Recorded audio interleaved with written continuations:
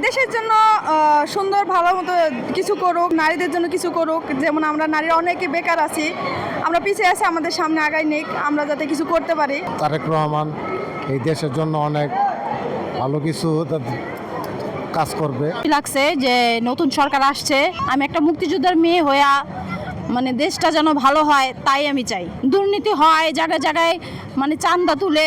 বাজার ব্যবস্থা এবং পররাষ্ট্রনীতি, অর্থনীতি, যানজট নিরসন, লাগামহীন দুর্নীতিকে টেনে ধরা। উনি যেন দেশটাকে সুন্দর করে রাখতে পারে, গরিব মানুষের পাশে থাকে, সবাইকে যেন উনি ভালো চোখে দেখে। ন্যায্য মূল্যে সব কিছু দাম আমাদের কমাই দিতে হবে, দেশটা যেন আমাদের সুন্দর মতন শাসন করে চলতে পারে, যেন চাঁদাবাজি দুর্নীতি এগুলো না থাকে।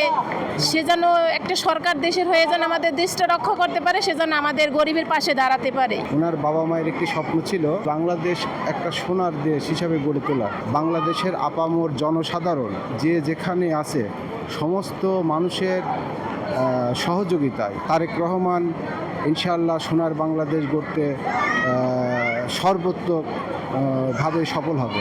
দেশকে আগের থেকে ভালো পরিচালনা করুক, এটাই আমাদের দাবি। আমাদের দেশে যে চাঁদাবাজ আছে, তারপরে যে দুর্নীতি, এরপর অফিস আদালতে ঘুষ, এগুলো যাতে না হয়। বাজারের যে ঊর্ধ্বগতি, এগুলো একটু নিয়ন্ত্রণ করা। বাংলাদেশ সুন্দর হোক, আগামী বাংলাদেশ সাফল্য হোক, আগামী বাংলাদেশ আমাদের গর্বিত, বহির্বিশ্বে গর্বিত বাংলাদেশ হোক।